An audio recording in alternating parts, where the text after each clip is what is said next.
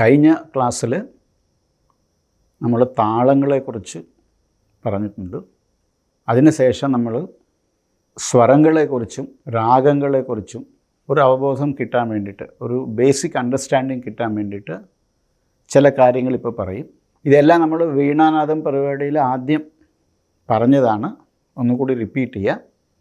നമ്മുടെ സംഗീതത്തിൽ അല്ലെങ്കിൽ ഏത് സംഗീതത്തിലായാലും സപ്തസ്വരങ്ങളാണ് അടിസ്ഥാനം. സപ്തസ്വരങ്ങൾ, 7 സ്വരങ്ങൾ. നമ്മൾ സരി ഗമ പദ നി എന്ന് പാടുന്ന 7 സ്വരങ്ങൾ. അതിൻ്റെ പേരുകളാണ് ഷഡ്ജം, റീയുടെ പേര് ഋഷഭം, ഗ എന്ന് പാടുന്ന സ്വരത്തിൻ്റെ പേര് ഗാന്ധാരം, മധ്യമം, പഞ്ചമം, ധൈവതം, നിഷാദം. നമ്മളിതിൻ്റെ ആദ്യത്തെ അക്ഷരങ്ങളാണ് നമ്മൾ സാധാരണ എഴുതുമ്പോൾ കാണിക്കുക. സ, രി, ഗ, മ, പ, ധ, നി. സപ്തസ്വരങ്ങളുടെ പേര് ഒന്നുകൂടി പറയാം. ഷഡ്ജം, ഋഷഭം, ഗാന്ധാരം, മധ്യമം, പഞ്ചമം, ധൈവതം, നിഷാദം.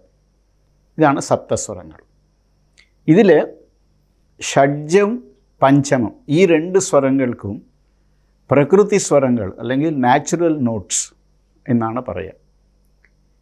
ബാക്കി 5 സ്വരങ്ങൾക്കും, അതായത് ഋഷഭ, ഗാന്ധാര, മധ്യമ, ധൈവത, നിഷാദങ്ങൾ, ഈ 5 സ്വരങ്ങൾക്കും 2 സ്ഥാനങ്ങളുണ്ടാവും. ഷഡ്ജത്തിനും പഞ്ചമത്തിനും ഓരോ സ്ഥാനമേ ഉള്ളൂ. പക്ഷേ ബാക്കി റി, ഗ, മ, ധ, നി ഈ 5 സ്വരങ്ങൾക്കും 2 സ്ഥാനങ്ങൾ ഉണ്ടാവും. അതായത് നമ്മളത് കേൾക്കുമ്പോൾ വ്യത്യാസം ഉണ്ടാവും. അങ്ങനെ 5 സ്വരങ്ങൾക്ക് 2 സ്വരസ്ഥാനം വെച്ചിട്ട് 10ഉം, പിന്നെ പ്രകൃതി സ്വരങ്ങളായ ഷഡ്ജവും പഞ്ചമം ഇത് 2ഉം 10ഉം 2ഉം 12 എണ്ണം. ഈ 12 എണ്ണത്തിനാണ് നമ്മൾ ദ്വാദശ സ്വരസ്ഥാനങ്ങൾ എന്ന് പറയും. ദ്വാദശ എന്ന് വെച്ചാൽ 12 സ്വരസ്ഥാനങ്ങൾ. സപ്തസ്വരങ്ങളും ദ്വാദശ സ്വരസ്ഥാനങ്ങളും. ഈ ദ്വാദശ സ്വരസ്ഥാനങ്ങളുടെ പേര് അതിൻ്റെ ഒരു അടയാളവുമാണ് ഇവിടെ എഴുതി വച്ചിരിക്കുന്നത്. ഷഡ്ജം 1 ഉള്ളൂ, അപ്പോൾ സ എന്ന് മാത്രം എഴുതും. ഋഷഭം 2 സ്വരസ്ഥാനങ്ങളാണ് ഉള്ളത്. അതിൽ 1 ശുദ്ധ ഋഷഭം, റി 1 എന്ന് കാണിക്കും. ചതുർശ്രുതി ഋഷഭം, റി 2. ഗാന്ധാരം 2 എണ്ണം. 1 സാധാരണ ഗാന്ധാരം, അടുത്തത് അന്തരഗാന്ധാരം. അതുപോലെ മധ്യമം 2 എണ്ണം. ശുദ്ധ മധ്യമം, പ്രതിമധ്യമം. പഞ്ചമം 1 ഉള്ളൂ, പ്രകൃതി സ്വരമാണ്, നാച്ചുറൽ നോട്ടാണ്. പഞ്ചമം 1 ഉള്ളൂ. ധൈവതം 2 എണ്ണം ഉണ്ട്. 1 ശുദ്ധ ധൈവതം, അടുത്തത് ചതുർശ്രുതി ധൈവതം. അതുപോലെ നിഷാദം 2 എണ്ണം. 1 കൈശിക്കി നിഷാദം, 1 കാകലി നിഷാദം. അപ്പോൾ സപ്തസ്വരങ്ങൾ, ദ്വാദശ സ്വരസ്ഥാനങ്ങൾ. ഇതാണ് ഈ ലോകത്തിലുള്ള ഏത് സംഗീതത്തിൻ്റെയും ബേസ്. ഏത് സംഗീതം എടുത്താലും, ഏത് ടൈപ്പ് സംഗീതം എടുത്താലും, it is based on these 12 note positions. അപ്പോൾ ഈ ഒന്നുകൂടി പറയാം. ഷഡ്ജം, ശുദ്ധ ഋഷഭം, ചതുർശ്രുതി ഋഷഭം, സാധാരണ ഗാന്ധാരം, അന്തരഗാന്ധാരം, ശുദ്ധമധ്യമം, പ്രതിമധ്യമം, പഞ്ചമം, ശുദ്ധധൈവതം, ചതുർശ്രുതി ധൈവതം, കൈശിക്കി നിഷാദം, കാകലി നിഷാദം. ഇതാണ് ദ്വാദശ സ്വരസ്ഥാനങ്ങളുടെ പേര്. ഇതിലെ ഈ ഷഡ്ജത്തിനാണ് ശ്രുതി എന്നും ആധാര ഷഡ്ജം എന്നും 2 പേരുകളും കൂടി ഉണ്ട്. ആധാര ഷഡ്ജം എന്ന് വെച്ചാൽ നമ്മൾ ഏത് സൗണ്ടിനാണോ, ഏത് ശബ്ദത്തിനാണോ നമ്മൾ സാ ആയിട്ട് പാടുന്നോ അതിനാണ് ആധാര ഷഡ്ജം എന്ന് പറയുക. ഈ ഷഡ്ജം ആദ്യം വേണം, എന്നിട്ട് ഇതിനനുസരിച്ചിട്ടാണ് ഇൻ കമ്പാരിസൺ ടു ഷഡ്ജം ആണ് ബാക്കി എല്ലാം സ്വരസ്ഥാനങ്ങളും ഉണ്ടാവുക. അപ്പോൾ ആദ്യം ഇതാണ് എല്ലാത്തിൻ്റെയും ആധാരമായതുകൊണ്ടും അതിനെ സംഗീതത്തിൻ്റെ അമ്മ, ശ്രുതി മാത എന്നുള്ള വാക്ക് പറയും. സാധാരണ ഭാഷയിൽ ആധാര ഷഡ്ജം എന്നും പറയും. ഈ ആധാര ഷഡ്ജം ചെറിയ കുട്ടികൾക്കും സ്ത്രീകൾക്കും ആധാര ഷഡ്ജം എന്നുള്ളത് നമ്മൾ ഇംഗ്ലീഷിൽ പറയുമ്പോൾ ജി എന്ന് പറയും. ഇംഗ്ലീഷിലുണ്ടല്ലോ സി ഷാർപ്പ്, ഡി ഷാർപ്പ് എന്നൊക്കെ ഉണ്ട്. അതിൽ സാധാരണ ഹാർമോണിയത്തിൻ്റെ സ്വരസ്ഥാനങ്ങളുടെ പേര് പറയുമ്പോൾ 5 കട്ട എന്ന് പറയും. 5 മീൻസ് ജി ആണ്. അതാണ് സ്ത്രീകൾക്കും കുട്ടികൾക്കും ഉള്ള ആധാര ഷഡ്ജം.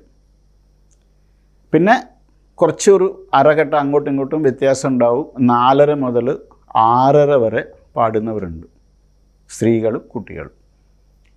മേൽ വോയിസ്, പുരുഷ ശബ്ദത്തിൻ്റെ ആധാര ഷഡ്ജം ഒരു കട്ട എന്ന് പറയും. അതായത് ഇംഗ്ലീഷ് നോട്ടിൽ പറയുമ്പോൾ സി എന്ന് പറയും. അതും ഇതുപോലെ ഒരു അരകട്ട അങ്ങോട്ടും ഇങ്ങോട്ടും ബിയോ അല്ലെങ്കിൽ സിയോ അല്ലെങ്കിൽ സി ഷാർപ്പോ പാടാറുണ്ട്. അപ്പോൾ ജി ആണ് സ്ത്രീകൾക്കും കുട്ടികൾക്കുമുള്ള ആധാര ഷഡ്ജവും 5 കട്ട എന്ന് പറയുന്നത്. അതായത് നമ്മുടെ ഹാർമോണിയത്തിൻ്റെ ഇത് നോക്കുമ്പോൾ 5ാമത്തെ വെള്ള കീ, അതാണ് 5 കട്ട എന്ന് പറയുന്നത്. ആദ്യത്തെ കട്ട ഒരു കട്ട എന്ന് പറയും. അത് മേൽ ശ്രുതിയാണ്. അതിന് നമ്മൾ ഇംഗ്ലീഷിൽ പറയുന്നത് സി എന്നാണ്. പിന്നെ ഇൻസ്ട്രുമെൻറ്റ്സ് വായിക്കുമ്പോൾ, സ്ട്രിങ് ഇൻസ്ട്രുമെൻറ്റ്സ് വായിക്കുമ്പോൾ സാധാരണ രീതിയിൽ ഡി ഷാർപ്പ് അല്ലെങ്കിൽ ഇ, അതായത് 2.5 അല്ലെങ്കിൽ 3, ഇതാണ് ആധാര ഷഡ്ജങ്ങളുടെ വ്യത്യാസം. അതായത് ഓരോ ശരീരഘടന അനുസരിച്ചിട്ടാണ്, സ്ത്രീകളുടെയും കുട്ടികളുടെയും ശരീരഘടന അനുസരിച്ചിട്ടും അതിൻ്റെ ആ ശബ്ദത്തിൻ്റെ ഗാംഭീര്യം അനുസരിച്ചിട്ടാണ് ഈ ആധാര ഷഡ്ജം ഫിക്സ് ചെയ്യുന്നത്. ഈ ഷഡ്ജം കഴിഞ്ഞിട്ട് വേണം ഇനി അവിടെ നിന്ന് തുടങ്ങിയിട്ടാണ് ഈ 12 സ്വരസ്ഥാനങ്ങളും നമ്മൾ കണ്ടുപിടിക്കുക. ഇപ്പോൾ സാ, ഇതാണ് ആധാര ഷഡ്ജം ആണെങ്കിൽ അവിടുന്ന് ആണ് ബാക്കി 11 സ്വരസ്ഥാനങ്ങളും വരുന്നത്. ഇത് നമ്മളിപ്പോൾ പേരുകൾ പഠിച്ചു, ഈ ഓർഡറും പഠിച്ചു. പക്ഷേ ഇതെങ്ങനെ ഐഡൻറ്റിഫൈ ചെയ്യും? ഒരു ശബ്ദം കേട്ടാൽ ഇത് സാ എന്ന്, ഇപ്പോൾ സാ എന്നൊരു ശബ്ദമുണ്ട്, ഇതാണ് ആധാര ഷഡ്ജമാണെങ്കിൽ സാധാരണ ഗാന്ധാരം എവിടെ, എങ്ങനെ ഉണ്ടാവും? അത് ആ സ്വരത്തിൻ്റെ, ആ സ്വരം എങ്ങനെ ഉണ്ടാവും, എങ്ങനെ കേൾക്കും, എങ്ങനെ ഐഡൻറ്റിഫൈ ചെയ്യും, അതാണ് നമ്മൾ പഠിക്കേണ്ടത്. അതാണ് ഹാർമോണിയത്തിലോ അല്ലെങ്കിൽ കീബോർഡിലോ വീണയിലോ അല്ലെങ്കിൽ ഗിറ്റാറിലോ ഏത് ഇൻസ്ട്രുമെൻ്റ് എടുത്താലും ആധാര ഷഡ്ജത്തിൽ നിന്ന് തൊട്ടടുത്തുള്ള സ്വരമാണ് ശുദ്ധ ഋഷഭം. ഞാനിവിടെ എഴുതാം.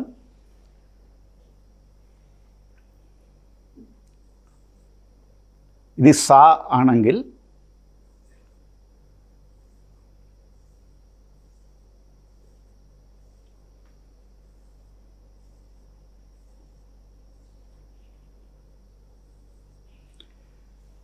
ഇത് ശ്രദ്ധിക്കുക, ഇത് 12 എണ്ണം ഉണ്ട്.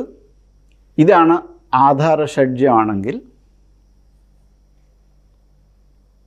തൊട്ടടുത്തുള്ള നോട്ട്, നമ്മൾ കീബോർഡ്, ഹാർമോണിയം ഏത് ഇൻസ്ട്രുമെൻറ്റ് വായിക്കുമ്പോഴും അതിൻ്റെ തൊട്ടടുത്തുള്ള നോട്ട് ആണ് ശുദ്ധ ഋഷഭം, റി 1. അതിൻ്റെ അടുത്തുള്ളതാണ് ചതുശ്രുതി ഋഷഭം. അതിൻ്റെ അടുത്തുള്ളതാണ് സാധാരണ ഗാന്ധാരം, പിന്നെ അന്തർഗാന്ധാരം, പിന്നെ ശുദ്ധമധ്യമം, പ്രതിമധ്യമം, പഞ്ചമം, പിന്നെ ശുദ്ധധൈവതം, ചതുശ്രുതി ദൈവതം, കൈശികി നിഷാദം, കാകലി നിഷാദം. ഇതാണ് 12 സ്വരസ്ഥാനങ്ങളാണ്. അപ്പോൾ നമ്മൾ ആദ്യം പഠിച്ച മായാമാളവ ഗൗള എന്നുള്ള രാഗത്തിൽ നമ്മൾ ആദ്യ പാഠങ്ങൾ പഠിച്ചു. സരളി വരിശകളും ജണ്ഠവരിശകളും മധ്യസ്ഥായി വരിശകളും അലങ്കാരം വരെ ഉള്ള പാഠങ്ങൾ പഠിച്ച സ്വരസ്ഥാനങ്ങൾ ഏതൊക്കെയാണെന്ന് നോക്കാം. മായാമാളവ രാഗത്തിൽ നമ്മൾ വീണയിൽ പഠിച്ച സ്വരസ്ഥാനങ്ങൾ വെച്ച് നോക്കിയാൽ സ ആദ്യം സ വായിച്ചു കഴിഞ്ഞാൽ തൊട്ടടുത്തുള്ള നോട്ടാണ് ശുദ്ധ ഋഷഭം. അതാണ് നമ്മൾ പഠിച്ചത്. സാരീ. അപ്പോൾ ഇതും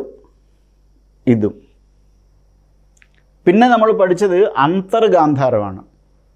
അതായത് ഗ 2 എന്നെഴുതിയതാണ്. അപ്പോൾ ഈ 2 നോട്ട് വിട്ടിട്ട് അടുത്ത നോട്ടാണ് നമ്മൾ പഠിച്ചത് ഗ.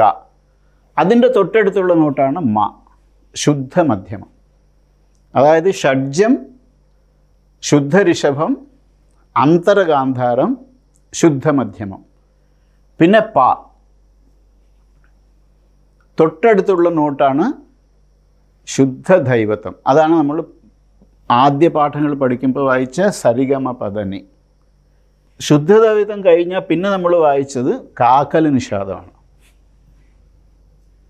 അതായത് ഷഡ്ജം ഋഷഭം അടുത്തടുത്ത നോട്ട്സാണ്. 2 നോട്ട് വിട്ടിട്ട് ഗ, അതായത് ചതുശ്രുതി ഋഷഭവും സാധാരണ ഗാന്ധാരം കഴിഞ്ഞിട്ടുള്ള അന്തർഗാന്ധാരമാണ് നമ്മൾ പഠിച്ചത്. സാരി ഗ മ. പിന്നെ പ്രതിമധ്യമം വിട്ടു പ ദ. പിന്നെ 2 നോട്ട് വിട്ടിട്ട്